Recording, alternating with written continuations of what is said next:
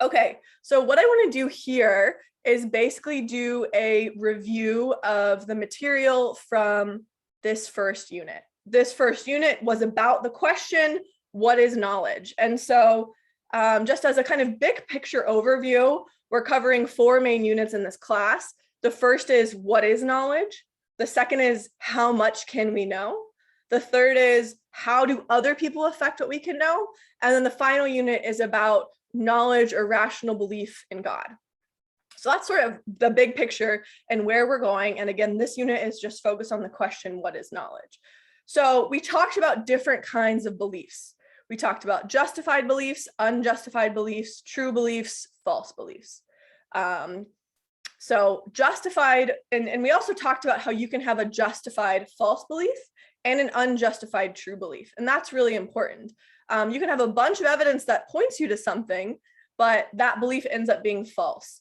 If you think, oh, this really, really good sports team is going to beat this really, really bad sports team, you have a justified belief because the one team is way better than the other. But then let's say there's an upset, right? Then that would be a case where you have a justified false belief. And then you could have an unjustified true belief if it's a lucky guess, right? So if you just kind of get lucky, you shake your magic 8 ball, which says it's going to rain tomorrow, and then it actually ends up raining tomorrow. Okay. This leads us to the first theory of knowledge, which is the justified true belief theory of knowledge. So on the JTB theory of knowledge, what it is to know something is it's to have a justified true belief in that thing. So if I know it's raining tomorrow, I'm justified to believe it's raining tomorrow, which means I have, good evidence or a good basis for thinking it will rain tomorrow. It actually does rain tomorrow, and I believe that it will rain tomorrow. And then Gettier raises counterexamples to the justified true belief theory of knowledge. So Gettier says, look, you could have cases of justified true belief, but the belief ends up, it normally would be false, but then you get lucky and the belief ends up being true. So remember the stopped clock case. If you have a stopped clock, the belief that it is 9 o'clock, you walk in and this clock has always been reliable as long as you form the belief it's 9 o'clock. That belief is justified, but it's actually a stopped clock. The clock stopped last night. So normally the belief would be false, but by coincidence, it actually is 9 o'clock, right? So you have a justified true belief, but most people think you don't know because the clock is stopped. It's not a reliable method. So then this raises the question, can we add a fourth condition to justified true belief to get knowledge? And if so, what is that condition? Lots of debate has been had there. We're going to talk more about that today. But this brings us to our final topic in this unit, which is knowledge-first epistemology. Knowledge-first epistemology is the idea that we don't try to define knowledge in terms of justified true belief plus some other stuff. Instead, we take knowledge as the basic ingredient, and then we add to knowledge, and then we define other concepts in epistemology like evidence and belief and justification in terms of knowledge. So knowledge is where we start, belief is not where we start. Okay, so here are some questions that have come up that I want to kind of answer before we jump into discussion. Okay, here's 4 questions that are sort of on these basics about truth and belief in the JTB theory. The first is, what's the relationship between belief and true belief? And I think this is a really important question to start off with. So when you believe something, you're basically representing the world such that it's true. So if I believe I had cereal for breakfast this morning, then in my mind, I'm sort of representing that to be true, that I had cereal for breakfast. But sometimes beliefs can be true and sometimes beliefs can be false, right? If, I got super confused and was mixing up today and yesterday, then maybe I would believe I had cereal for breakfast this morning, but really that was yesterday. Today I had something else. That would be a pretty bad memory failure. But, you could believe it's going to rain tomorrow because the forecast predicts rain, but that doesn't mean that belief is true, right? That belief could be false. And you could also believe things on a really bad basis. You could believe it'll rain tomorrow because your magic 8 ball tells you. So there's belief, which is the way you're representing the world. But then there's actually the way that the world is. So belief could be true or false that depends on the way that the world is. I actually have a whole video on the nature of truth if you're interested in this, where we can talk, you can watch that and learn more about this, but truth depends on the world in a way that my beliefs don't. Okay, here's another question. What's the relationship between believing and thinking? And this is a good question. I think Nagel uses the term thinking some. So, a lot of times I think the best way to think about these is very similar, if not basically the same thing. If I believe it's going to rain tomorrow, or I think it's going to rain tomorrow, in both cases, I'm sort of doing this thing I was talking about where I represent the world such that it will rain tomorrow. So I think for our purposes, we can think about believing and thinking as the same thing. Okay, then another question that came up, what's the difference between true belief and knowledge? Well, true belief could be based on a lucky guess. Remember, you could shake your magic 8-ball and your magic 8-ball says it'll rain tomorrow. And so you have a true belief it'll rain tomorrow if you get lucky, but that doesn't mean it'll rain tomorrow. So true belief can involve luck, but knowledge can't. Okay, here's a final question, which I'm going to try to not go into too much, but I like this question because this is actually sort of my dissertation topic. But someone asked, how does confidence fit into all of this? Does confidence matter for knowledge? So yeah, I think this is a really interesting question because it seems like we could believe certain things, but be more or less confident. So I might believe that 1 + 1 = 2. I'm very, very, very confident in that. But I might also believe that it will rain tomorrow and only be about 90% sure, So I'm still pretty confident, but I'm not as sure as I am that 1 + 1 = 2. And so I think basically the answer to this is there's a huge debate about how this all fits together and how confidence matters for knowledge that we're not going to probably have time to get into here. But I think we can understand a lot of the concepts that we need in terms of belief, but just know that how we fit confidence into everything is a huge debate. And I do think it's right to say that normally when you believe something, that's going to be correlated with high confidence. But yeah, that's a really interesting and huge topic, is how do we fit confidence into everything? Okay, someone asked, can you expand on Protagoras' idea that truth is relative? Yeah, this was I think it was from the first reading. So Protagoras thought something like this. If you believe something, then it's true for you. So I think some people do think this way. They say, well, you believe in God, so that's true for you, but I don't believe in God, so that's not true for me. So just kind of to be frank, most philosophers today reject this idea that if you believe something, then it's true for you. And this relates to what I was saying earlier about truth being about the nature of the world, not about what you believe. So the first problem is that if you believe something then it's true for you, that means we can't be wrong about what we believe. So if I believe that it'll rain tomorrow, then that's true for me. And you believe it'll be sunny tomorrow, then that's true for you. Well, no, like either it rains tomorrow or it's sunny tomorrow. It seems like one of us is right and one of us is wrong. It can't be that we're both right because we have different beliefs. And sometimes we think it's going to rain tomorrow and then it doesn't. So that's a case where we're wrong about what we believe. So this is a problem for Protagoras' theory because he would say, well, if you believe it, it's true for you. But it's like, no, sometimes we just believe things that are false. So that's the first problem.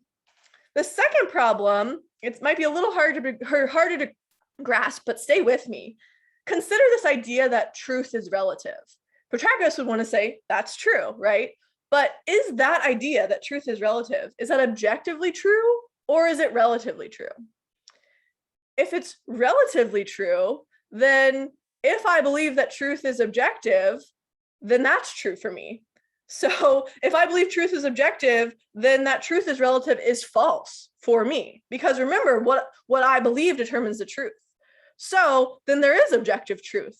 All I have to do to make objective truth is to believe in objective truth, and then that's true.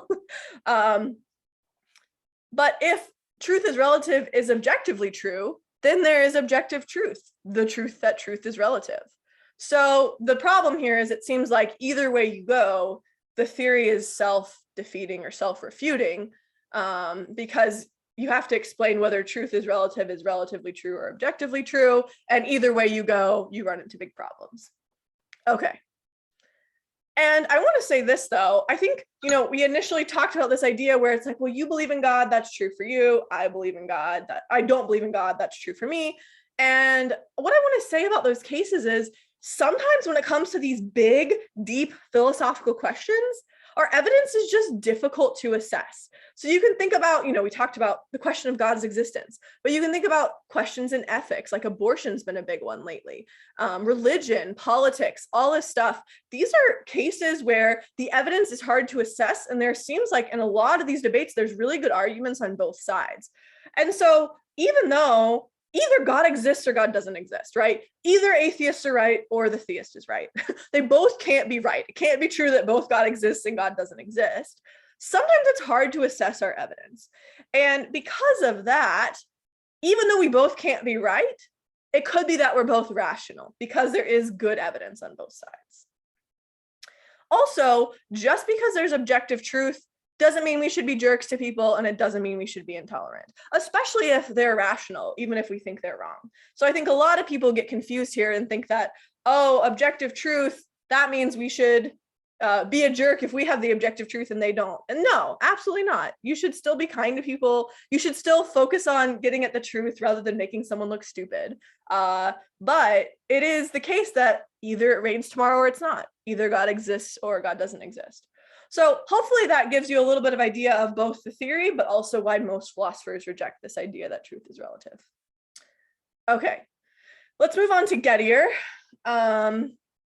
So here's one thing about Gettier cases I think some people were missing in discussion posts. In Gettier cases, the belief in question has to be both true and justified. Some people were giving examples of justified false beliefs for Gettier cases, and those aren't going to be Gettier cases. The belief has to be true and justified to be for you to be in a Gettier case. Okay, yep, that's what I said. They're not just cases of misleading evidence.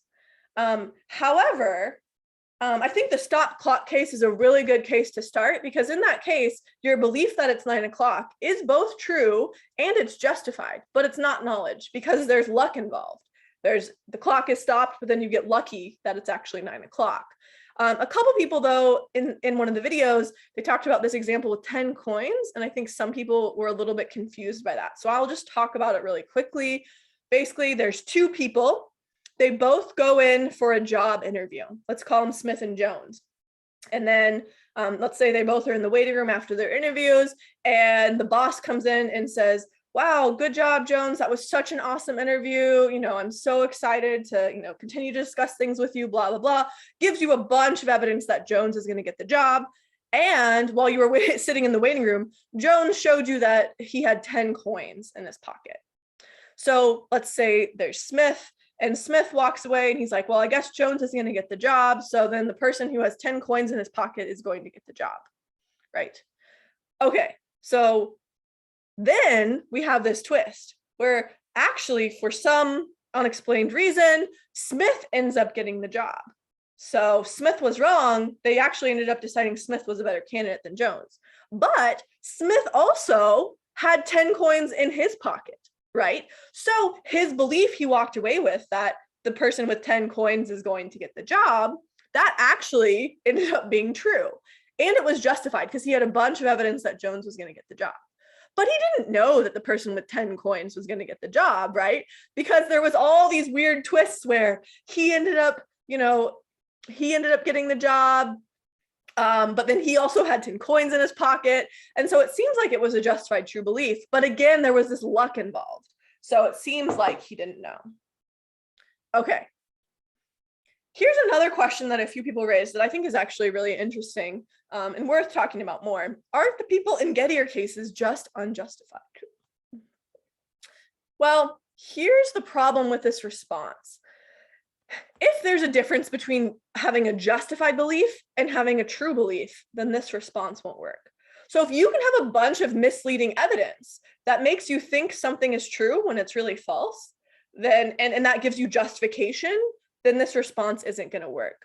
So, think about the case with the stop clock. Let's say that clock's been reliable for 10 years, and that clock's been reliable for 10 years. It seems like you have really good evidence. You have a good basis for believing it's 9 o'clock. Let's say that Smith has overwhelming evidence that Jones is going to get the job.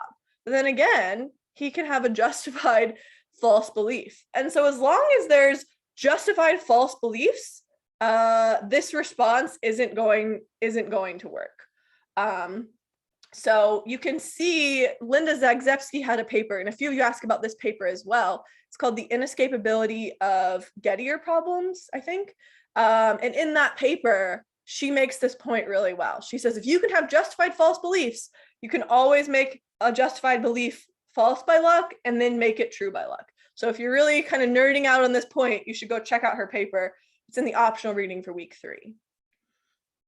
And again, the reason to think there's a difference between justified and true is because of this possibility of misleading evidence.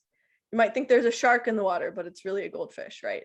But it does seem like we do have misleading evidence, and we can have really strong evidence for something, but it turns out to be false. And as long as you allow for this possibility, then you're not going to be able to get out of Gettier cases.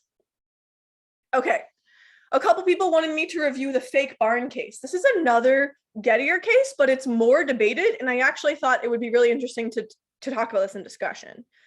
Okay, so let's say there's this part of a country and it's fake barn country, and in this part of the country, for some reason, maybe the people are really into plays and acting or whatever, they put up lots of fake barns. So these are barns that look really real from maybe the road, but when you actually go up close to them, it's just like a cardboard cutout, or it's a fake barn. So all over this country, there are fake barns. But, let's say there's, a guy and his son, and they're driving through this fake barn country, but they have no idea that it's fake barn country. And maybe it's not widely advertised, and there isn't really a way that they could have found out it's fake barn country. And then Henry, maybe he points out the car window and says, Dad, look at that barn. And he believes there's a barn right there. But as a coincidence, there's so many fake barns all over this country, but that one barn is actually a real barn. So he gets lucky and picks out the only real barn in all of fake barn country. So it really is like he is pointing at a real barn, and it seems like he has justification and his belief is true. And so there's a debate here about whether this could be knowledge or not. A lot of people, I think no, this isn't knowledge because he really did get lucky by picking out the one real barn. But some people say, no, it's a real barn. He does know.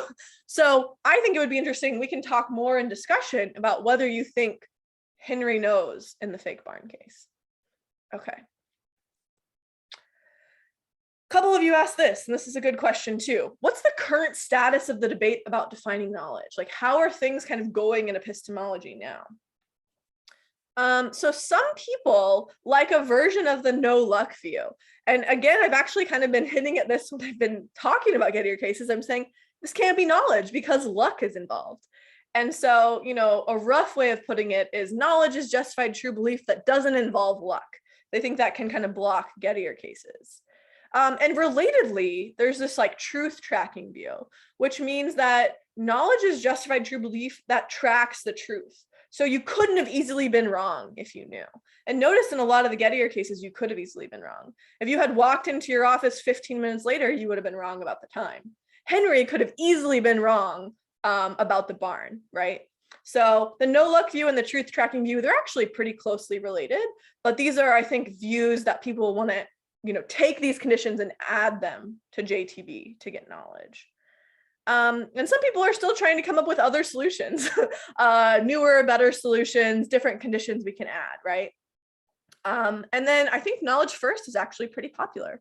A lot of people want to say we should kind of give up on this project and treat knowledge as a primitive and understand other concepts in epistemology in terms of knowledge. And then finally, I think some people have just sort of moved on to other topics in epistemology, and that aren't really about defining knowledge or using knowledge to explain other things, but more about questions like, what should I believe? Should I always follow my evidence? We're going to talk more about those kinds of questions, especially in units 3 and 4. Okay, a couple people wanted clarification on factive. So now we're on knowledge first epistemology. People are saying, what does factive mean? Factive states are states that always connect you to the truth. So they can never be false. So we talked about this idea that knowledge is factive, right? Very commonly, I don't know one person that doesn't think knowledge is factive. You can debate about justification. Some people even think you can know something without believing it, but really just like almost everyone thinks knowledge is going to connect you to a truth. You cannot know something if that thing is false.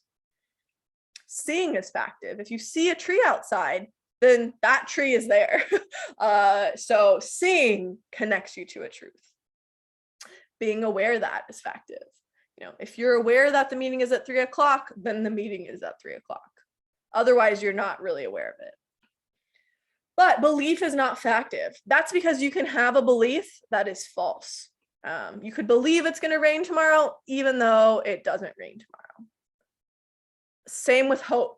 Hope is not factive. So you can hope it will be sunny tomorrow, but it actually ends up raining.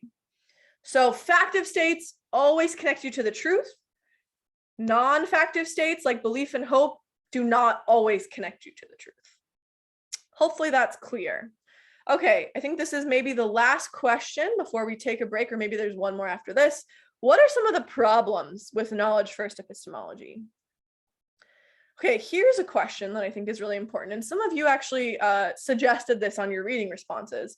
Can we really understand all or most of concepts in epistemology in terms of knowledge? Can we define belief and evidence and justification all in terms of knowledge? I mean, that seems like a really big task. And we might even run into some of the same problems that we ran into trying to define knowledge in terms of justified true belief. So I think that's a big challenge for the knowledge firster that I don't think has really fully been addressed.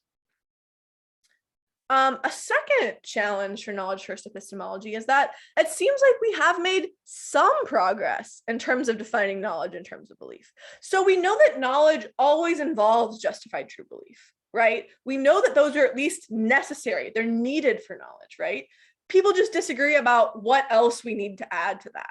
So we've made some pretty good progress on this definition, even though it's not perfect. That might also give us a reason to think we should continue to start with belief rather than start with knowledge.